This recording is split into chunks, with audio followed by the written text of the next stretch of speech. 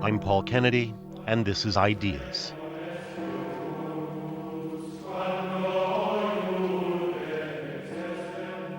The Middle Ages in Europe are sometimes called the Age of Faith. It was certainly the age of Catholicism. The grand cathedrals by which we define Old Europe began to dominate the cities, testaments to the power of faith and to the faith of the powerful. In the 11th century, the Pope declared his office supreme over all, kings included.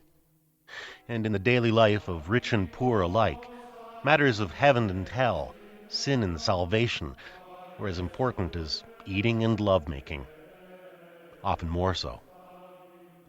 So in 1095, when the Church called for a crusade to cleanse the Holy Land of infidels, tens of thousands set off with great religious fervor.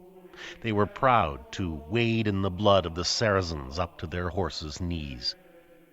The Saracens got in the way of the one true faith of medieval Europe. All of this makes what you're about to hear tonight on Ideas one of the most extraordinary and compelling stories of Western history. In this two-part series, Edmonton writer and broadcaster Bob Chelmick takes us to the south of France to trace another group that got in the way of the one true faith, the Cathars. The Cathars were a grassroots Christian movement in the heart of Western Europe that grew into a counter-church. They were led by a pious clergy, both men and women, who abstained from meat, sex, violence, and material wealth. Such heresy sparked a savage crusade within Christendom.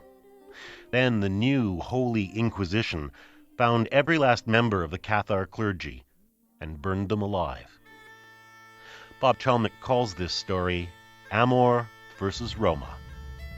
This evening on Ideas, Part 1, The Crusade.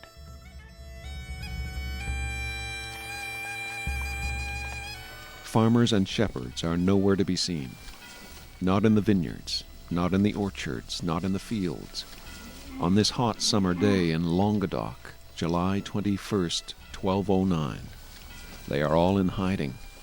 Grim stories have come from the town beneath the smoke still darkening the northern horizon.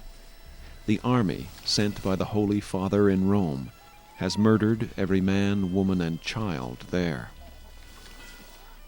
Peasants cower in thickets. Those of higher standing crowd behind the walls of the great city nearby, Béziers, a city of 20,000 souls. Béziers stands on an ochre hillside. Its gates are barred. Its people, confident their stone walls can withstand the invaders from the north. From Béziers' battlements, the first signs of the Crusaders' approach are the colors held aloft in the river valley, the emblems of the great family dynasties of France, intent on bringing Languedoc to heel. The crest of the Pope of Rome's dynasty is at the lead. 40,000 Crusaders are on the move, heavy horses with knights in armor, wagons laden with weapons and supplies for a long siege. There are great rolling war machines to fling stones. Carriages bring families and courtesans and priests. Here rides Simon de Montfort, a second son from a woodland estate south of Paris. Simon is devout, ambitious, and ruthless. He is described by his chronicler as tall and handsome with a great mane of hair and a muscular build. Simon de Montfort rides with his younger brother and a few dozen hardened warriors. They know their business. Clouds of dust drift from the mass of men trudging on foot in the punishing sun. Archers with crossbows, soldiers with fierce steel, the weapons of close combat. Many are mercenaries. Hundreds of monks in heavy robes move with the legions. Those in carriages are the siege engineers, the masters of 13th century warfare. Bishop Arnold Amaury, abbot of Citeaux, has his own retinue of knights. Arnold Amaury is the Pope's chosen man, the field commander of this crusade against heretics who dare to call themselves Christians. He is very much a man of God and a man of war. And as the people of Languedoc are about to realize over the next 24 hours and 34 years, medieval warfare is brutal, bloody, horrendous. The vanguard reaches the bridge over the river Orbe, close to the gates of Béziers. A loud ruckus rises from a crowd of shabby foot soldiers who aren't proper soldiers at all. These are the ribauds, thugs and freebooters with little to lose and much to gain in this adventure. They might even save their souls. After all, they're here to rid the world of the diabolical Cathars. From pulpits, the Crusaders have heard how these heretics engage in obscenities with cats, have incestuous orgies, how they eat the ashes of babies, how they desecrate the Holy Cross. On this summer afternoon in 1209, the Crusaders know that God is on their side, and that Languedoc is, in the name of the one true faith, a rich prize here for the taking. The Crusaders arrive the night of July 21st to the 22nd. They had made an offer the day before to the people of Béziers. They said, surrender 222 of your citizens, and we will spare you. Just thought that there were 222 Cathar perfect hiding in Béziers. The people of Béziers said, we would rather be flayed alive than surrender any of our own. Stephen O'Shea is author of The Perfect Heresy, The Revolutionary Life and Death of the Medieval Cathars. We are in the south of France. These people were invaders, they were foreigners, they didn't speak our language. We are a proud city with our own customs, our own forms of government, our own beliefs. We live quite well with the Cathars, thank you very much. And in any event, we know that you will not take us because our walls are impregnable, and you will probably wilt in the summer heat of Languedoc. So the Crusaders are pitching their camp. The nobility takes their horses, rides all around the walls of Béziers with their siege engineers, trying to figure out how to take this place. Then several of the riffraff of the crusade, they're called the ribauds, where we get our word ribald, the camp followers, the varlets, the thieves, the people who just see that there's a fight and there might be some money to be made. They have not much of a camp to set up. So one of them goes down to the river, goes down to that bridge behind us, yells up at the walls, starts taunting the good men of Béziers, calling them all sorts of names, probably making obscene gestures, probably insulting their women. The people of Béziers think, the Crusaders are tired after their long march. This is a good time to teach them a lesson. So several score of them rush out of the gates of Béziers, rush down the hill, go onto this bridge, grab this fellow, hack him to pieces, throw him in the river. While this is going on, the leader of the ribauds, sarcastically called the king, says, come on, the gate's open, let's go. Thousands or hundreds of these ruffians storm the bridge, start beating up on the people from Béziers. The men from Béziers realize they made a terrible mistake. They start rushing up the hill. They get back into the city, but hot on their heels are these ribauds. The gate cannot be closed in time. The gate is forced open. Hundreds of men stream into Béziers. Meanwhile, the great nobility, the great barons of France, half a mile away, are still setting up their silken tents and having conferences about where to set up the catapults. Hear this noise, and a messenger comes back to them and says to the leader of the crusade, it's a miracle, Béziers is wide open. What should we do? What should we do with the prisoners? How do we tell the Catholics from the Cathars? And it's at this moment that the most famous phrase was supposed to have been uttered by the monk soldier Arnold Amor, the head of the Cistercian order, who was the head of the crusade. He said, supposed to have said, kill them all, God will know his own. Now the crusaders, the mounted nobility, go rushing into Béziers. Knights in armor, on horseback, these ferocious war machines. And it's just hack and chop for the entire afternoon. In the cathedral of Béziers, there are several hundred Catholics. There's a vigil going on, praying for salvation. The Northern Knights just storm the place, kill priests, Catholic priests, and the congregation. The men of Béziers keep fighting. They all morning fight from house to house until they reach the church of St. Mary Magdalene. The women and children of Béziers perhaps 1,500, taken shelter in this church, praying for deliverance, for mercy. Many of their menfolk are dead. They're given no mercy. Once again, the knights storm the place, kill everyone. Several hundred years later, the bones of these unfortunates will be found under the church floor. Bézier's satellite, thousands and thousands of ducats and fine cloth going up the booty, going up in flames. They're forced out of Béziers. Béziers completely burns. The cathedral collapses. Very little is left standing. Enormous black cloud over this ochre hillside that we were talking about. Arnold Amor writes to the Pope that night and says, "The workings of divine vengeance are wondrous. Over 20,000 people, men, women, and child, have been killed within the walls of Béziers. No one has survived." That is the opening of the Albigensian Crusade. Canadian author and journalist Stephen O'Shea. The slaughter of Béziers in 1209 has been called the Guernica of the Middle Ages, and yet the atrocity is but the beginning of a 20-year campaign of violence and a century of persecution that would profoundly change not just the political landscape of Western Europe, but the very nature and direction of its cultural, spiritual, and ideological evolution. At the center of the story is a profound difference of opinion on the very nature of the world. A revolutionary faith, Catharism, had taken root in what is now the south of France. In the Middle Ages it was Languedoc or Occitania. Oc was the language, not French. The Cathars of Languedoc, sometimes called the Albigensians after the town of Albi, were Christian dualists. Dualism sees the material world, with all its suffering, to be evil, and the spiritual realm as divine.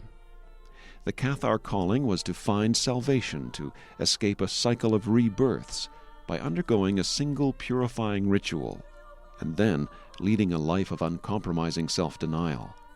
These were the perfects, hereticus perfecti, the Church called them. They inspired believers with their holiness, even as they freed believers from the guilt imposed by the Catholic doctrine of sin. Enjoy life, the Cathars said. Just make sure you're saved before it's over. Their movement was revolutionary in many ways, not the least of which was the prominence of women, the use of a vernacular Bible, the belief in non-violence, and a tolerance towards other faiths. But the dominant faith could not tolerate the Cathars. The crusade within Christendom became a spiritual war for the soul of Europe, a real estate war for the south of France, and perhaps above all, a struggle between ideas and authority that brought out the worst instincts of orthodoxy, a struggle that would echo into the totalitarianism of the 20th century.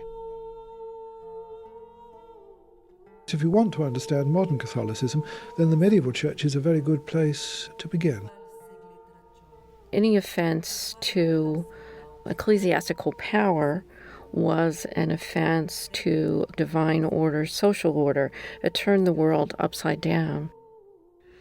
They were characterized as people who believed in two gods, who rejected the authority of the Church and of the New Testament, who rejected Christian understanding of marriage, who lived wicked, licentious lives, people who, if they multiply, will destroy civilization. They regarded heretics as we would regard drug dealers. It has the same emotional impact. But I'm used to people regarding heresy with horror. Well, I suppose in a way, to be honest, I regard Catharism with horror, because it's such a gross distortion of the scriptures. They've blown the whole thing to bits, and I value this. They're hardly a heresy, they're an alternative religion. Remember at the time, the church was scaring the people out of their wits, saying, I'm sorry, but you are going to hell. Medieval Catholicism, 1% of the world went to heaven and everybody else went to hell. Cathars were saying, no, there is no hell. Hell is here. The Cathars never built castles or chapels. They never sculpted crosses or doves. There were no visible objects, but they left us texts. And we can read their statements to the Inquisition. It's a totally respectable Christianity. Reading these various testimonies from people of the period, they know exactly what the church is up to. They know the church is trying to get them for extra taxes. The idea that the church's reputation could have survived the things it did to these people is unimaginable.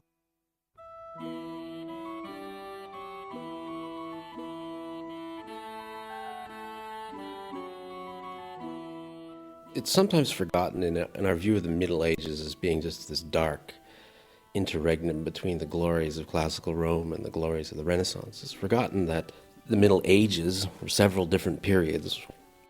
Author of The Perfect Heresy, Stephen O'Shea. The 12th century saw a renaissance throughout Europe, not just here in the South. Many things began happening all at once in many different locations.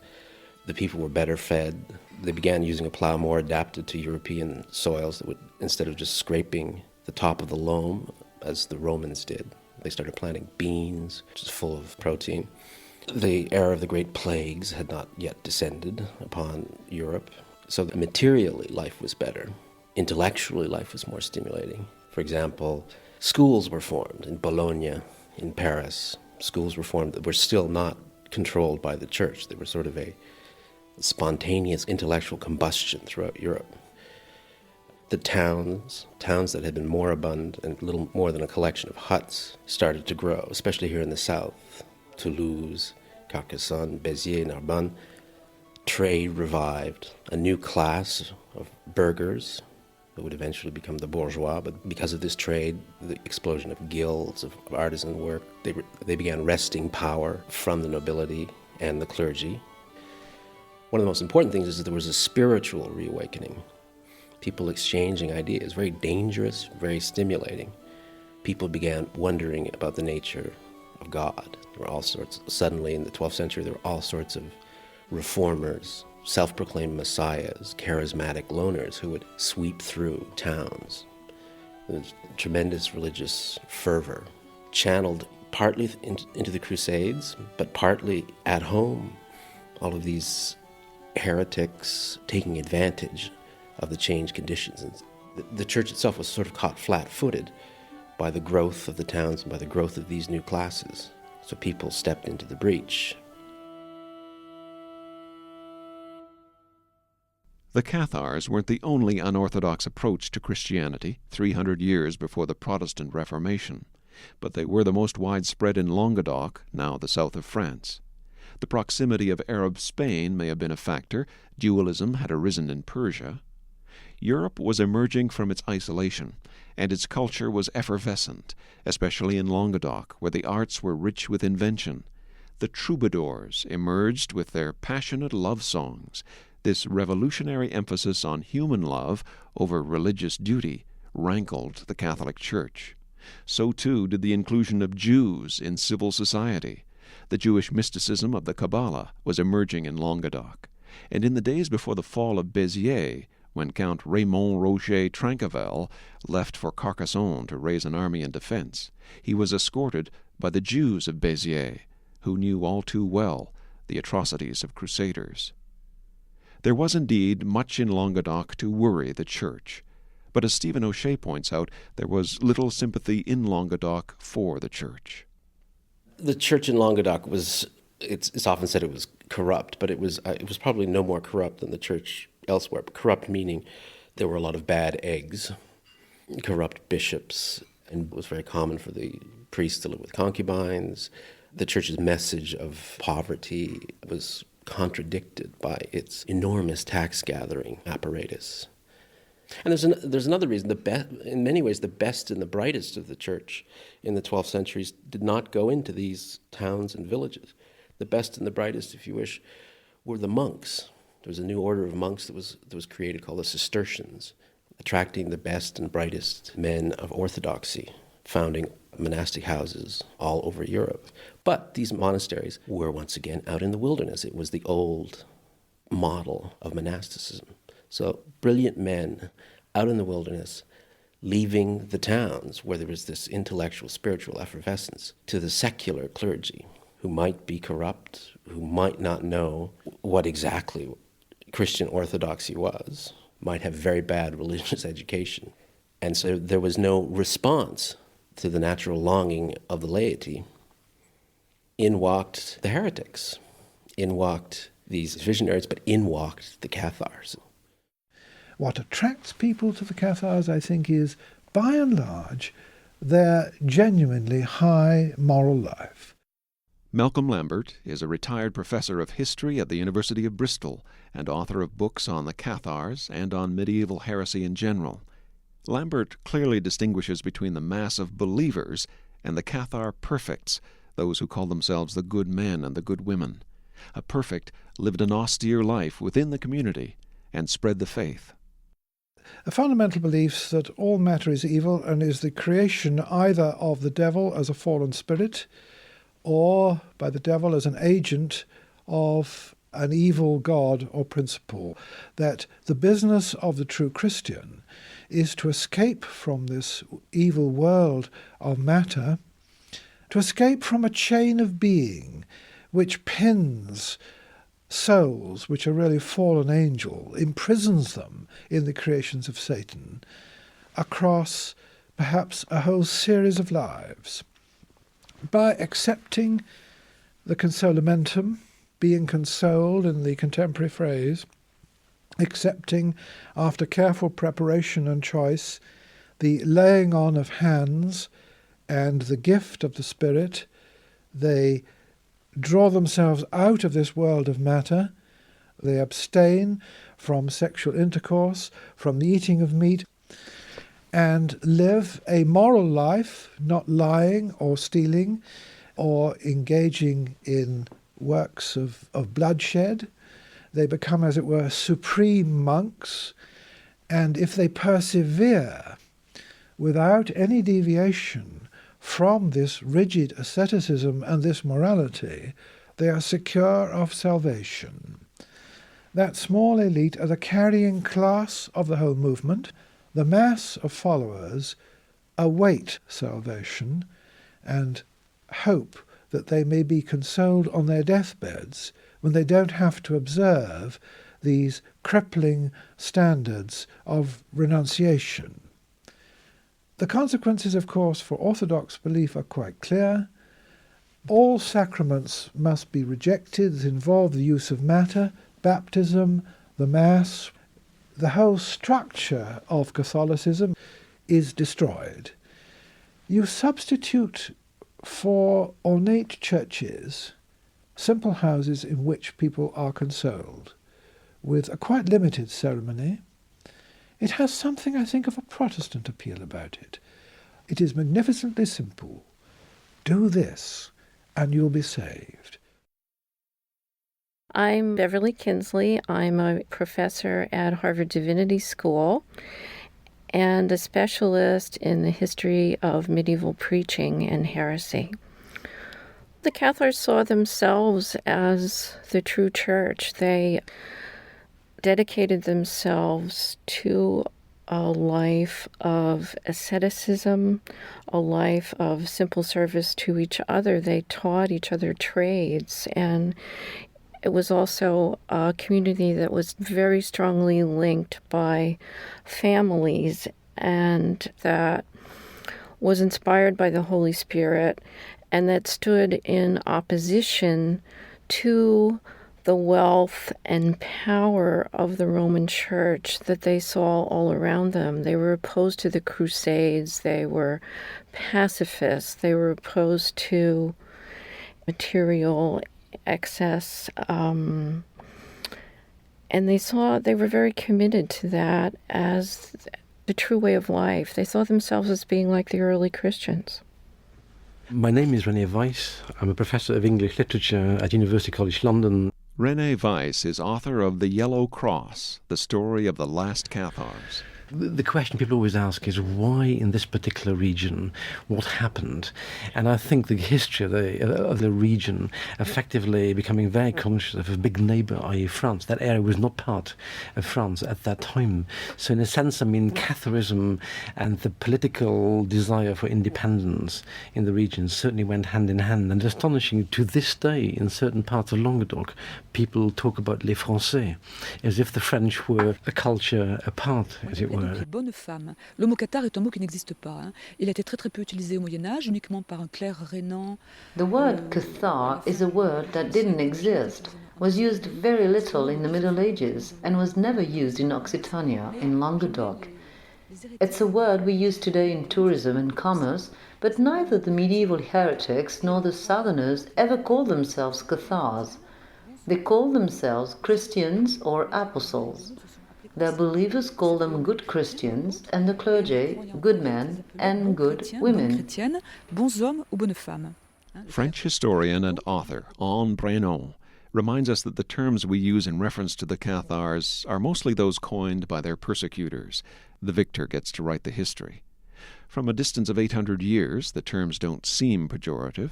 In the 12th century, though, they may have served as slander to demonize the enemy. Stephen O'Shea.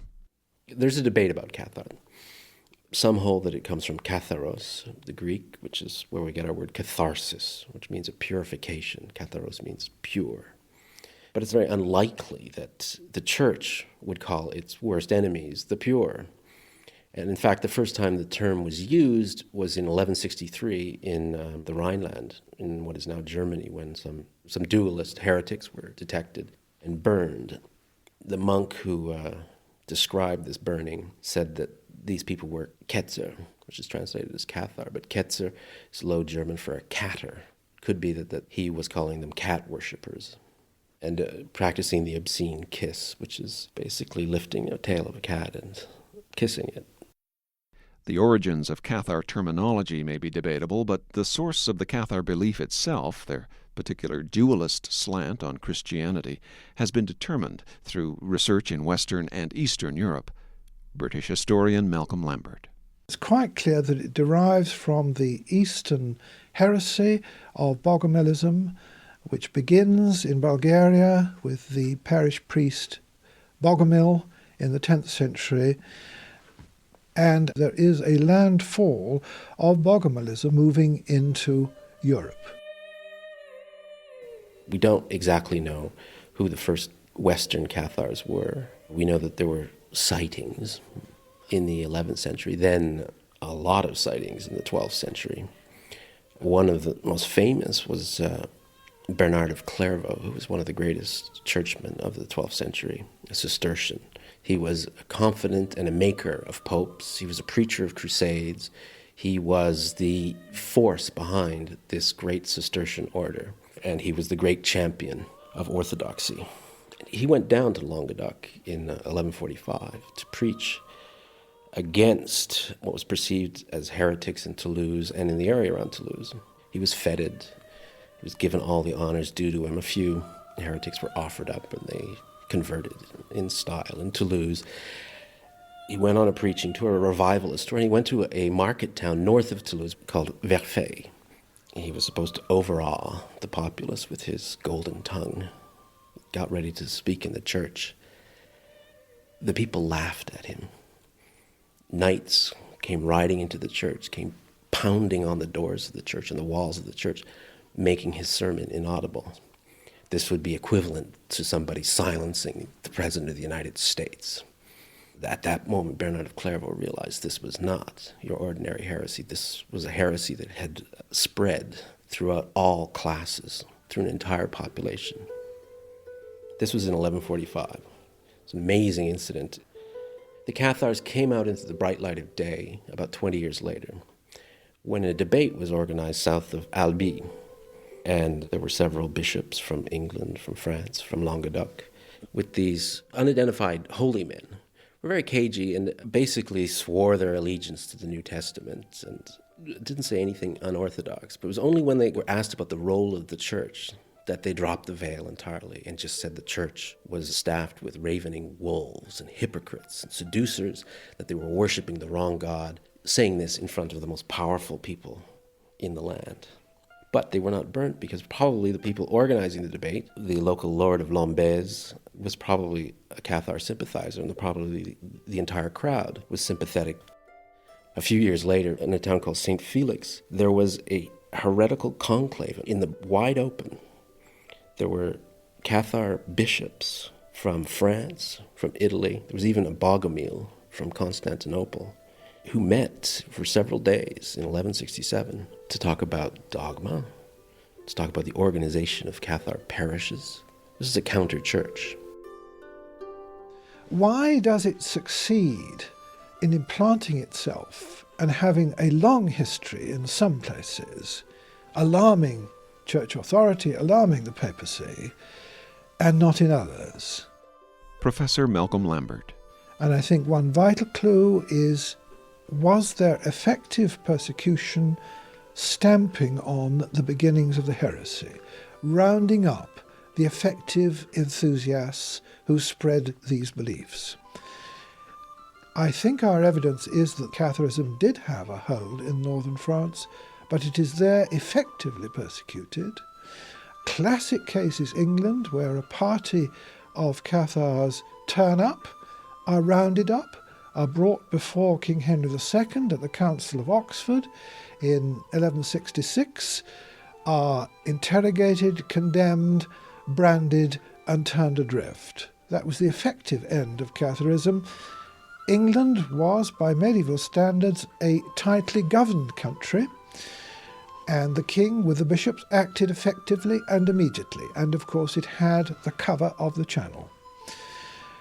If we turn to the areas where the heresy made its greatest impact, i.e. southern France and Italy, we see in both cases an absence of effective persecution early on. Before the crusade, the Cathars of Languedoc are not effectively persecuted because no one wants to, often not even the local Catholic priests. The Languedoc nobility is proud of its independence and cultural distinctiveness. Catharism never becomes the majority faith, though, nowhere near it, but it had a lot of sympathizers. Many noble women become perfects and inspire the population. On the other hand, the Catholic Church is in such disrepute that it's often robbed by marauding knights. Anti-clerical feelings run high. And the Cathars seem a handy alternative. Malcolm Lambert. The Cathars, as preachers, are extraordinarily poor. They require very little. They're very attractive to have as cheap chaplains as opposed to the ordinary clergy. The clergy of the South, by and large, the rank-and-file parish clergy, are demoralised. In that situation, Catharism has a pretty free hand, and we, I think, only see a change in circumstances with the coming of Innocent III in 1198. And he is, I think, the first figure to sketch out a solution. Pope Innocent III's solution is dramatic and unprecedented, the launching of a crusade within Christendom, propelled by propaganda and fueled by the promise of rewards in heaven and on earth. Tonight on Ideas, Part 1 of Amor versus Roma, the story of the life and extermination of the Cathars in the south of France. I'm Paul Kennedy. To some historians, the Cathars were a beacon of light in the darkness of the Middle Ages.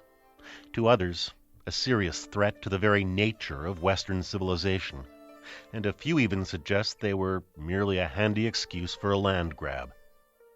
What's certain is the campaign against them started with a bloody crusade and ended with the dogged determination of the Holy Inquisition to burn every last Cathar perfect, or clergy. Edmonton writer, broadcaster, and filmmaker Bob Chelmick journeyed to the south of France, where the story of the Cathars is still a potent mix of myth, politics, religion, and tourism, 800 years after their demise. He met there with Stephen O'Shea, the Canadian author of The Perfect Heresy, the revolutionary life and death of the medieval Cathars. So we're sitting near an autoroute and overlooking... You can see in the middle distance, it's just like a visitor from another time. It's Carcassonne. It's this crenellated city with these fortifications, an 11th century castle, a 12th century church. You can see the tower of the Inquisition where they used to keep the prisoners. To the right, there's a small hill. That's where the Crusaders encamped in that famous summer of 1209. So Carcassonne was the capital of the Trencavel county. This hillock in the Aude Valley has been fortified since the time of the Romans. And at the time of the Crusade, there were probably 40 to 50,000 people cowering within the walls of Carcassonne. The Crusaders first attacked the northern suburb, captured the wells, and then they attacked the southern suburb. There was furious fighting, and Simon de Montfort first distinguished himself for bravery there.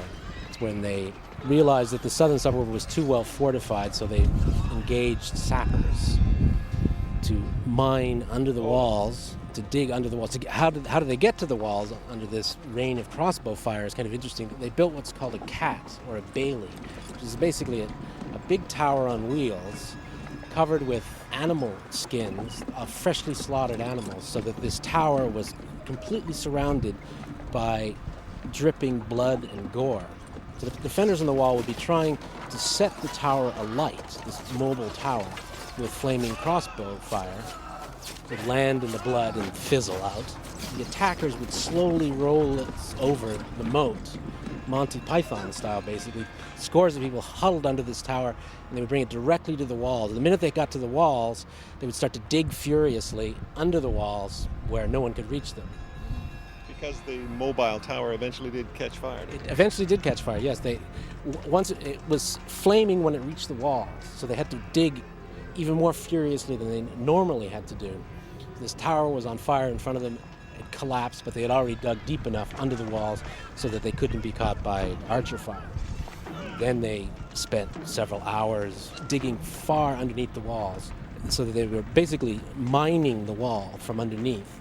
They would stuff this new mine with straw, with tar, anything flammable.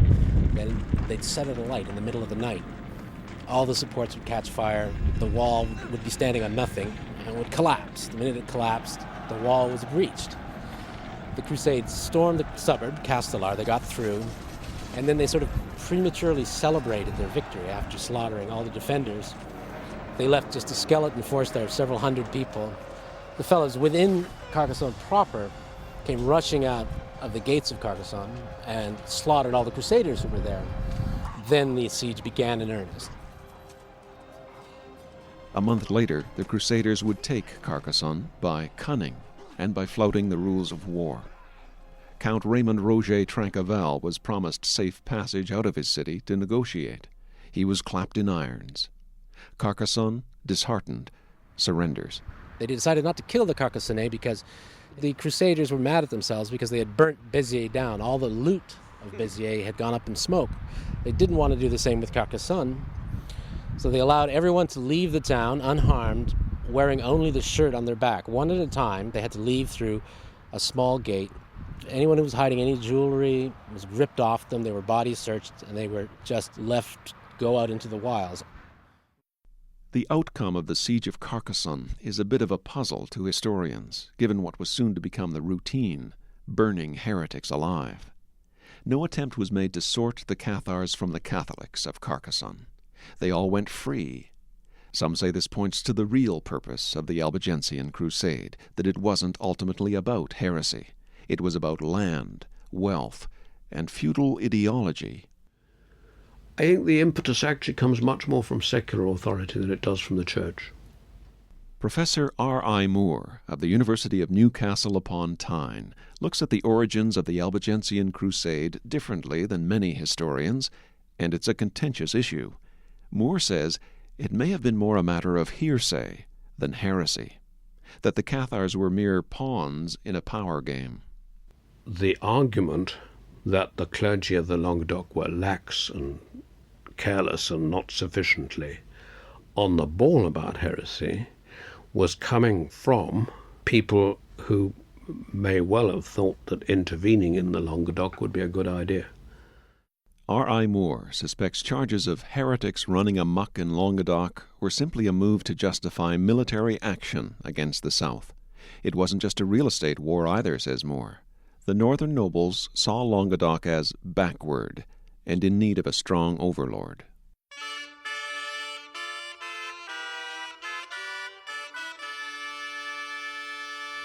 The big change that had taken place in most other parts of Europe was that there had been a reordering of the social structure, producing a very much more strongly hierarchical society and central government. The kings of France and England and the papacy are pioneers in what R.I. Moore calls Europe's first revolution.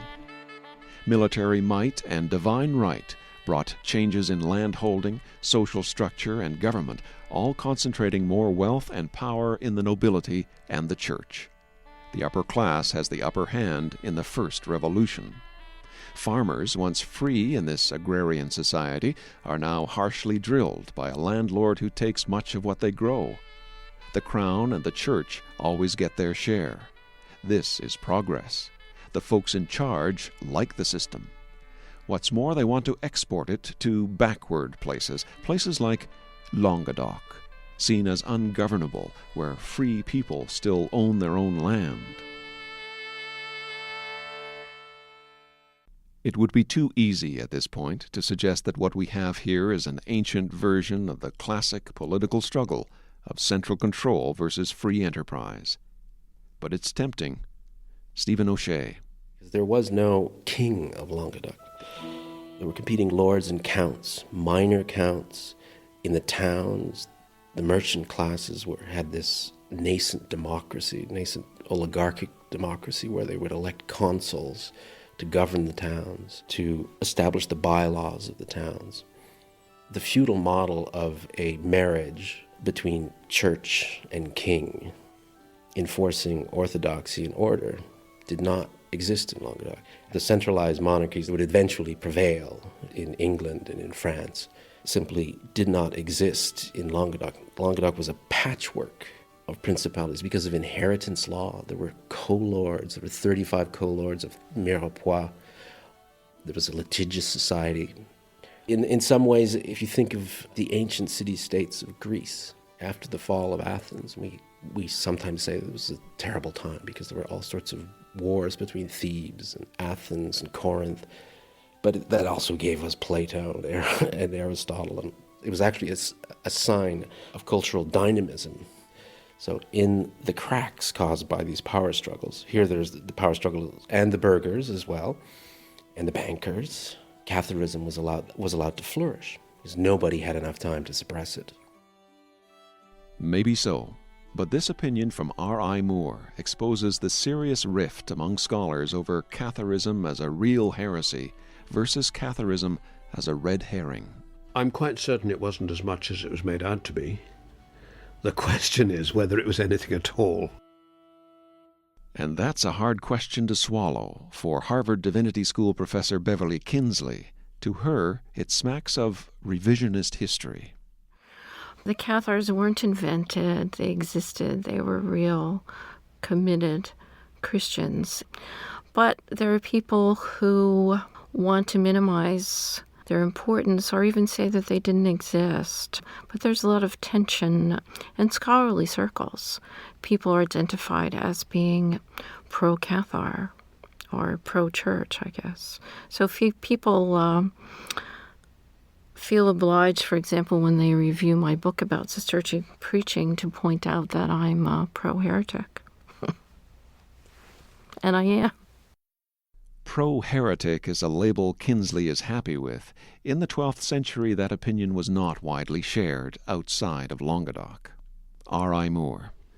I'm sure there were some people who were genuinely frightened of Cathars. That out there, in the nasty, dark, dangerous parts of the world, there is something which is going to get them. There is a menace to their civilization, That's something we can feel we understand quite well just now. Such a conviction certainly grew in Western Europe in relation to Catharism in the second half of the 12th century. Now, what I'm saying is, it was in part, I'm quite sure, deliberately nourished. It should be okay in a few minutes because the French will all be going to lunch. Stephen O'Shea and I are descending a stone path into a spectacular river gorge 30 kilometers north of Carcassonne. De Montfort from Ile-de-France, Simon de Montfort, was made Lord of Carcassonne and Béziers. This is 1209. Simon de Montfort is in Carcassonne. He's there for the winter. The rest of the Crusaders have gone home to France, glad that they've saved their souls by killing 20,000 people in Béziers. And he's been more or less given a writ by the Pope saying, subdue Languedoc, dispossess the lords, and at the same time crush the Cathar heresy. And it turns out that Simon de Montfort was supremely gifted in that kind of operation. He was a brilliant military commander. So at the beginning of 1210, there was a town in the lowlands near Carcassonne which refused to recognize his authority. Most people refused to recognize his authority. So he attacked it. It was poorly defended. He took the defenders, instead of killing them, he had them blinded, had their noses cut off their lips and ears, except for one man who was left with one eye, because he was to guide these mutilated people about 30 kilometers north to a town called Cabaret, which was a center of troubadour and Cathar culture. These men arrived at the walls of Cabaret, and it was a calling card from Simon de Montfort saying, the crusade season of 1210 has now begun. Everyone in Languedoc thought, but where is Simon going to strike next? In June of 1210, he arrived here. Here is the ancient citadel town of Minerve, famous for its wine and its history. Minerve was the site where the first great bonfire of heretics took place. The village of Minerve is built on a V-shaped cliff, 100, 200 meters down, a sheer drop. And we just left by the old entrance to the village and come down to the river gorges. As you can see, it's very arid here. There's just this white limestone on both sides of us. Minerve was the capital of this region because it was the most impregnable location because of its natural defenses. On two sides there are river gorges, and on the land side there was once a gigantic castle. It looks to be someplace that you would not attack. And of course it was Simon de Montfort's genius, evil genius you could say, to strike one of the safest places in Languedoc. So in June 1210, his armies arrived here, occupied the heights on the cliffs opposite Minerve, and began setting up catapults because there was no way you could storm the town. So the people of Minerve thought they were safe because if you have 20,000 men on a cliff with no water or very little water, they're not going to last for very long. So the army set up 3 catapults which began hurling their payloads across the abyss into the town, smashing the fortifications, smashing the houses. But the people of Minerve were unconcerned because they thought that they would outlast the Crusaders in the punishing summer sun. So they found that the catapults were not doing the job properly enough. So de Montfort, at great expense, built a catapult the likes of which had never been seen in Languedoc, an enormous thing which was immediately dubbed Malvoisine, which means bad neighbor. And the people of Minerve, one day in late June, saw this enormous thing rolled to the side of a cliff, and then it started hurling an enormous payload. Not into the town, though, to this spot where we're standing, right below the town. Now, why would you throw several hundred kilograms of rock and stone here? Well, if you look up here, you can see a ruined passageway that comes down from the ramparts of Minerve. This was a fortified staircase that allowed the people of Minerve to walk down to the bottom of the river gorge and fetch their water over there from that well. So de Montfort realized, we destroy this fortified staircase. If if anybody wants to come down for water, we'll pick them off with crossbows. The town will die or surrender.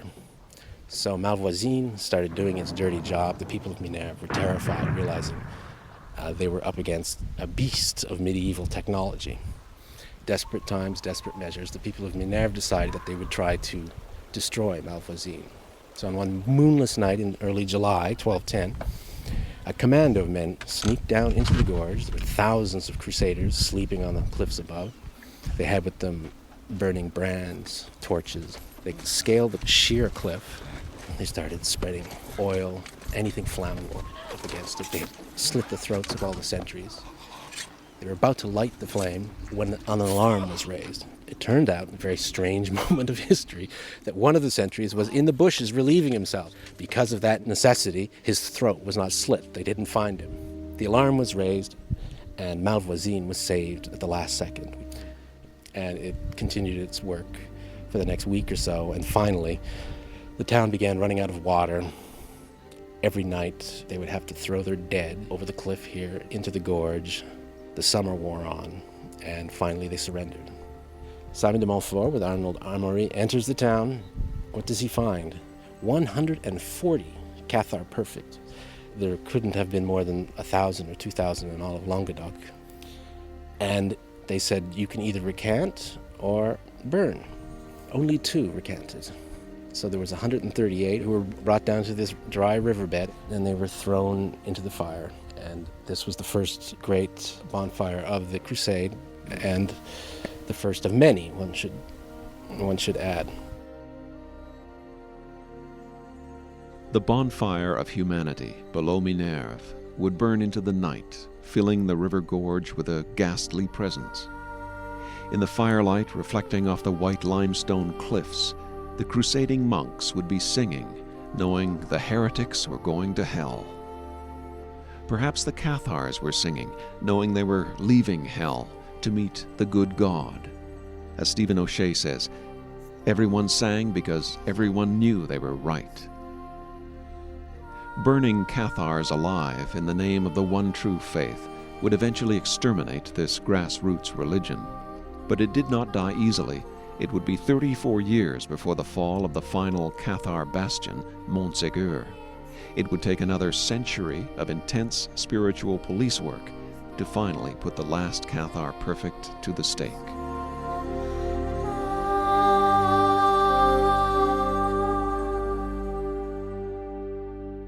In the conclusion of Amor versus Roma, Simon de Montfort is killed by the women of Toulouse. Montségur becomes an icon of the Cathar tragedy, and the Papal Inquisition puts down the roots of intolerance of our modern world.